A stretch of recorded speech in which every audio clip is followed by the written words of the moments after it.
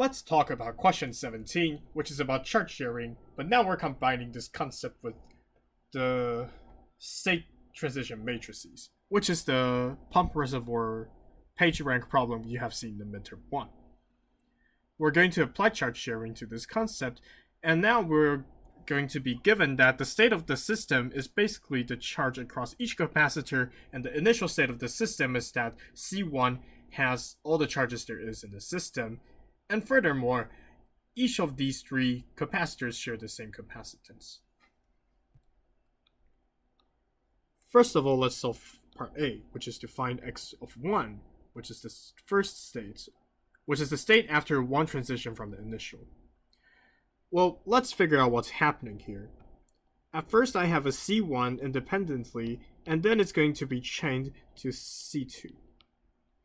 It's going to be parallel with C2.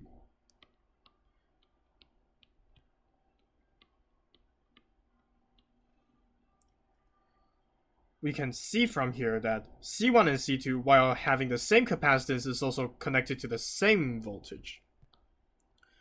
Which means that the charge of C1 and the charge of C2 is actually the same in this case. So let's draw the graph to show that.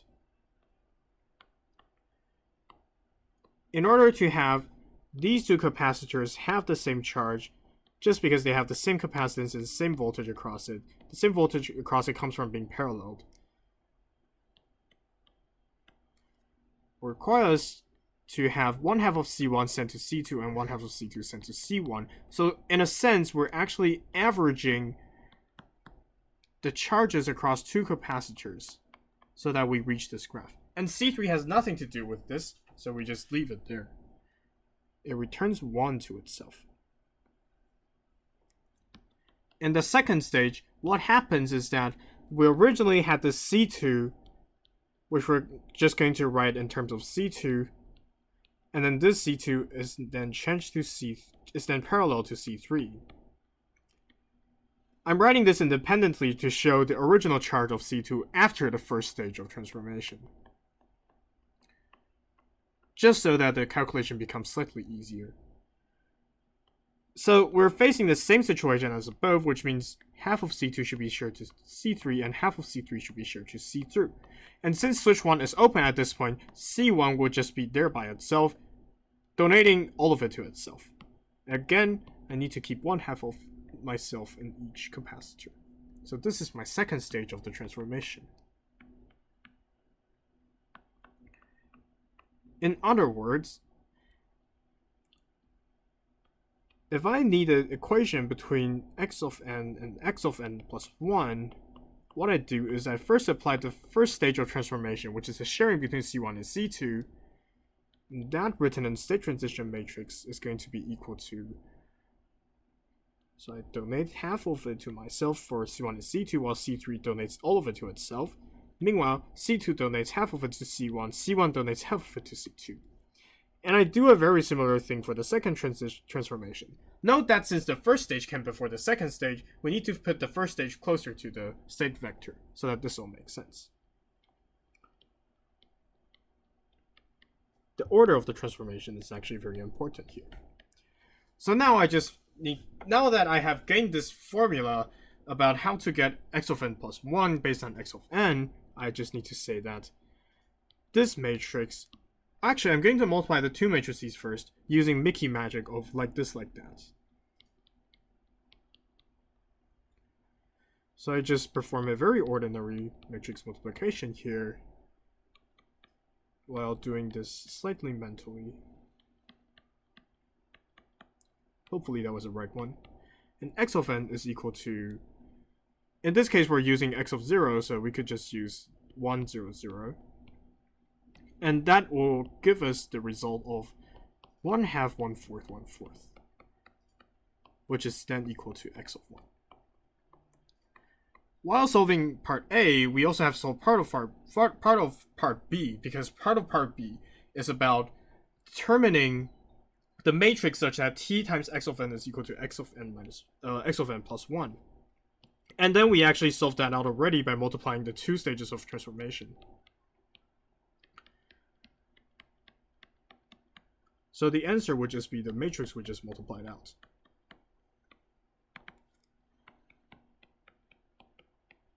Plus x of n plus 1. Now we just need to solve the last problem. What is the steady state solution of this? There are two ways to solve this.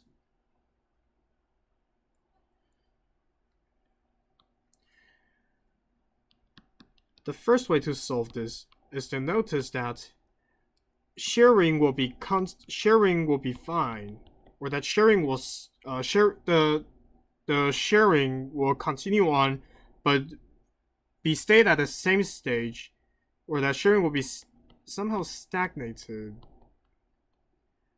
or become more steady when the charge across the three capacitors are all the same. Because if the charge across the three capacitors are all the same, then I don't need to redistribute charge from one capacitor to another. So this means that the steady state solution should be 1/3, 1/3, and 1/3, such that each of the capacitors share the same charge out of the original one we have.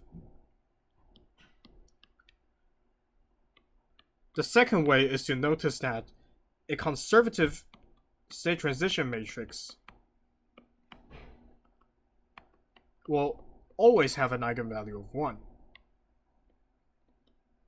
And that we have proven in the assignment, actually. And since the eigenvalue there will be an eigenvalue equal to 1 that will indicate our steady state solution.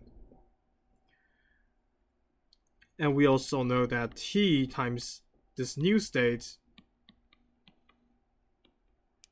I'm going to write it like this, steady state is equal to lambda times x of steady state.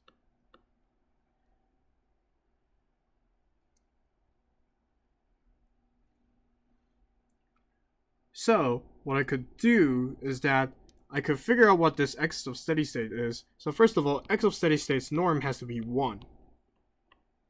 Or that the components of it, actually, sorry, not the norm. The components of, the sum of components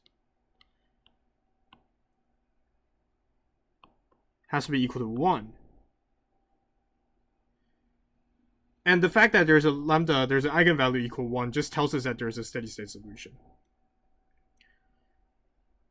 So one way is that we can solve the eigenvector related to this. Another one is that we can realize the sum of components is equal to 1 and combine it with the first method we had, which then tells us that the steady state solution should still be equal to 1/3, 1/3, and 1/3. So in the end, we're actually only just solving using the first way.